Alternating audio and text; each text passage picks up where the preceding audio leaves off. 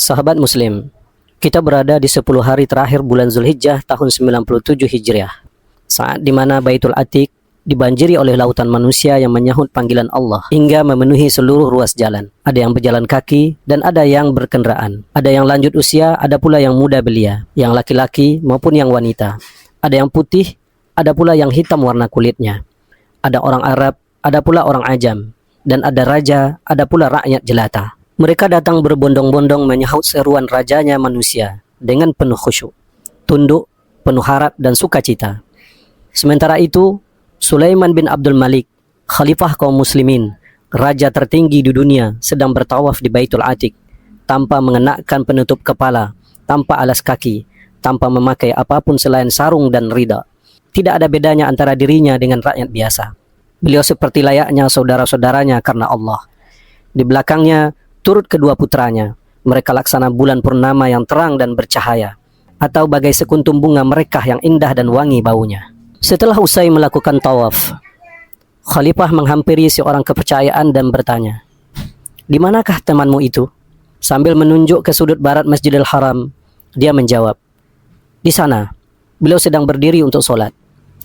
Dengan diiringi kedua putranya, Khalifah bertandang menuju lokasi yang dimaksud. Para pengawal Khalifah bermaksud menyibak kerumunan orang untuk melapangkan jalan bagi Khalifah agar tidak berdesak-desakan. Namun beliau mencegahnya sembari berkata, "Ini adalah suatu tempat yang tidak membedakan antara raja dan rakyat jelata. Tidak ada yang lebih utama antara satu dengan yang lainnya, melainkan karena amal dan takwanya. Boleh jadi seseorang yang kusut dan berdebu diterima ibadahnya oleh Allah dengan penerimaan yang tidak diberikan kepada para raja." Kemudian beliau berjalan menuju laki-laki yang dimaksud. Beliau dapatkan ia dalam keadaan sholat, hanyut dalam rukuk dan sujudnya, sementara orang-orang duduk di belakang, di kanan dan di kirinya. Maka duduklah Khalifah di penghabisan majelis, begitu pula dengan kedua anaknya. Kedua putra mahkota itu mengamati dengan seksama seperti apa gerangan laki-laki yang dimaksud oleh Amirul Mukminin, hingga beliau berkenan duduk bersama manusia banyak untuk menunggu laki-laki tersebut menyelesaikan sholatnya. Ternyata dia adalah seorang tua Habsyi yang berkulit hitam, keriting rambutnya, dan pesek hidungnya. Apabila duduk laksana burung gagak yang berwarna hitam. Setelah merampungkan solatnya, Syekh itu menolehkan pandangannya ke arah di mana Khalifah duduk.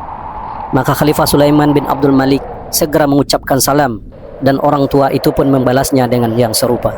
Di sini Khalifah menghadap orang tua tersebut dan menggunakan kesempatan itu untuk bertanya tentang manasik haji, rukun demi rukunnya, sedangkan orang tua tersebut menjawab setiap pertanyaan yang diajukan. Dia jelaskan dengan rinci dan tidak menolak kesempatan bagi yang lain untuk menambahnya. Dia sandarkan seluruh pendapatnya kepada hadis Rasulullah SAW.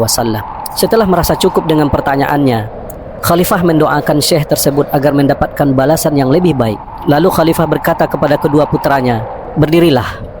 Maka berilah keduanya, dan mereka pun beranjak menuju ke tempat sa'i.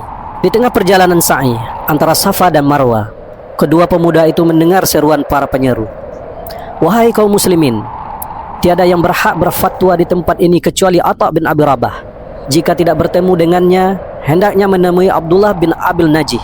Seorang dari pemuda itu langsung menoleh kepadanya sembari berkata, "Petugas Amirul Mukminin menyuruh manusia agar tidak meminta fatwa kepada seorang pun selain Atha bin Abi Rabah dan temannya. Namun mengapa kita tadi justru datang meminta fatwa kepada seorang laki-laki yang tidak memberikan prioritas kepada Khalifah dan tidak pula memberikan hak penghormatan khusus kepadanya?"